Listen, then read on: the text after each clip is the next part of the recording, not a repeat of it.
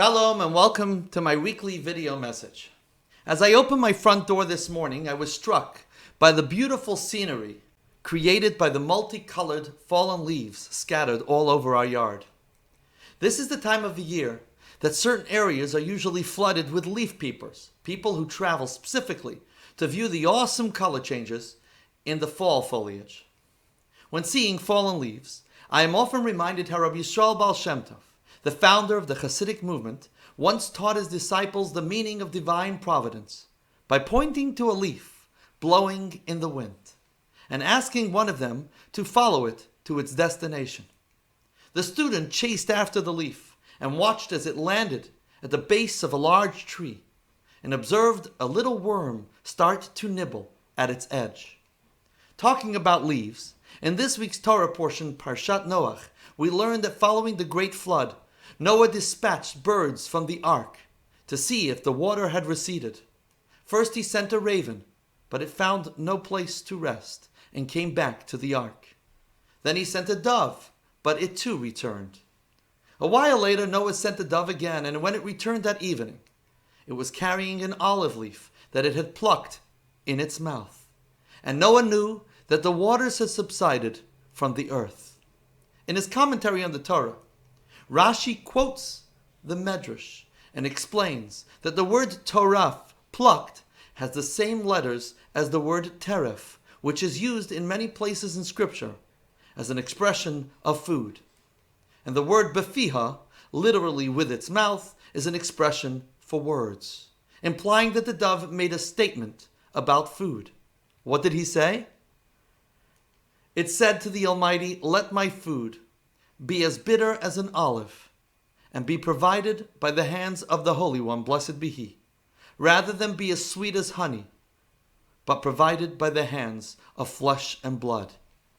In other words, the olive leaf teaches us that rather than placing our trust in the promises of man, we should place our trust in God.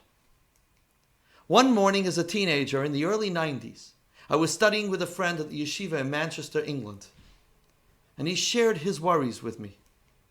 His family lived in South Africa, and he would often go to one of the local families to use their phone to call home. As he was returning to South Africa for his sister's wedding, he had asked them for the bill and was shocked to discover how large it was and became filled with anxiety. His parents earned a very modest living, and as they were making a wedding, he didn't feel he could ask them to cover it. He was concerned. How was he going to pay his bill? I felt bad for him and tried to encourage him. I remember trying to assure him that if he had faith, all would work out. And indeed, it did.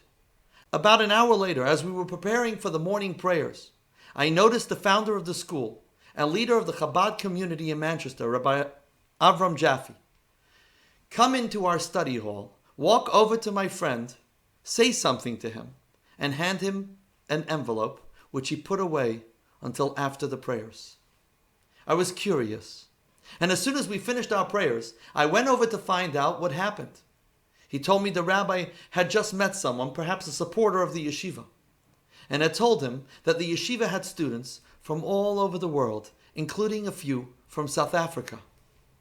When the person heard this, he said he had recently visited South Africa and wanted to know the names of the boys from there.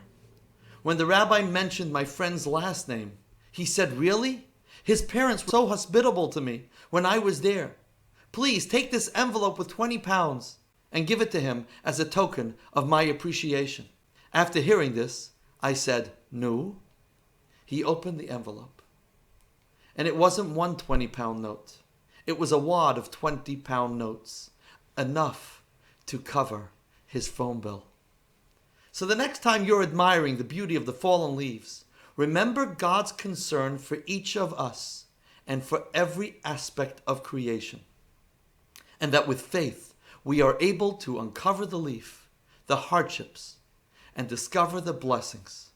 And may whatever challenge you're going through now be the last of your challenges. For soon, with the coming of Mashiach, we will usher in a time when the world will be filled with the awareness of God's presence and divine providence, when we will no longer experience challenge and hardship. May that moment be now. Shabbat Shalom.